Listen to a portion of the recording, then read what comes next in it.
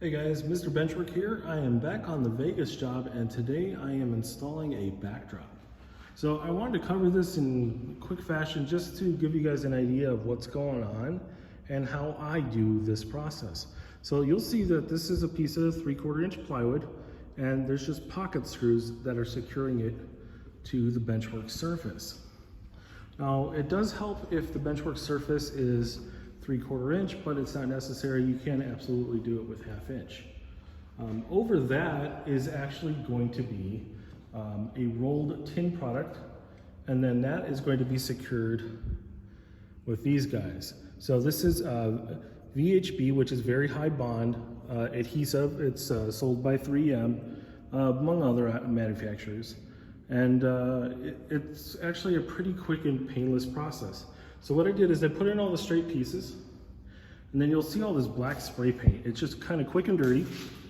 But what I did is I put the backdrop where I wanted it, and then I spray painted a line. And what that does is that gives me a spot to secure my vertical supports in line with, so I know exactly where it needs to go. So one of the struggles with installing this type of backdrop is this very high bond tape is actually kind of a pain in the butt to peel. So in addition to it not sticking to the plywood real well at first, it actually has a bonding process where kind of like Velcro, it'll grab the plywood over time and grab onto it like that. But the initial tack for the plywood itself is actually pretty low, which means peeling the red side of the sticker is kind of a pain in the butt. But I've found that just using a box knife and you push the corner down and then you just stick it underneath the corner, it'll grab it just well enough to where you can peel it and get the end of it off.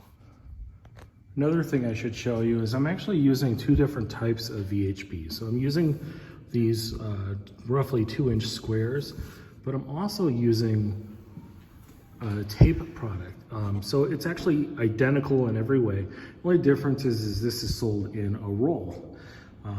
But the beauty of this, and I'll show you here in just a second, is the fact that you can just pre-peel just like a little bit, then spend all of your effort getting this into place, and then just peel the tape along. So once I get the bottom pressed down where I want it, I'm just gonna go up here. I'm gonna feel for this little.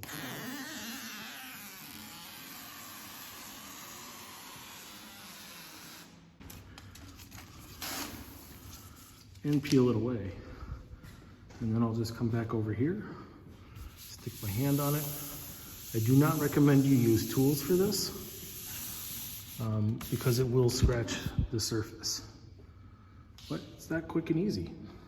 Okay, so I've got the backdrop installed now, and as you can see, and apologize for the reverb, there's not much I can do about it, but you can see it separates the scenes. So now, instead of it being this giant scene with a giant yard on one side and just a single track, now this makes more sense with the backdrop. This is 14 inches tall. It is made out of aluminum or sheet tin.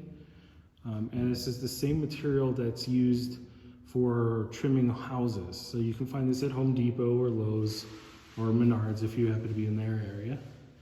And it does a great job of separating the scenes and giving you a surface to put your backdrop on, whether that be photorealistic backdrops or not. So the detail over here, hopefully I can see it. I'll go back around. But I've actually wrapped the tin around on this side because this one is most likely going to be somewhat exposed. All right. So like I was saying, I went ahead and wrapped the aluminum around the end here. And as you can see, even with the mediocre cut, once you get your backdrop painted, it's going to be, or installed if you're going to put a sticker on there, it all disappears. So, and the nice thing is this is 50 feet continuous. There's no seams. It's consistent height. It's fairly smooth. So it's a great way to break up a layout space into something that's going to be a little easier to model, and it looks great visually. Now, I'm 5'8", so my eye height is literally right about here on this particular layout. Now, they do sell a 24-inch variety of this steel as well, but you know, in this case, we wanted something a little shorter so you could still see your friends working on the other side of the layout. That said, thank you for watching. I hope you learned something. If you found this useful, and we will see you on the next video. Thanks for watching.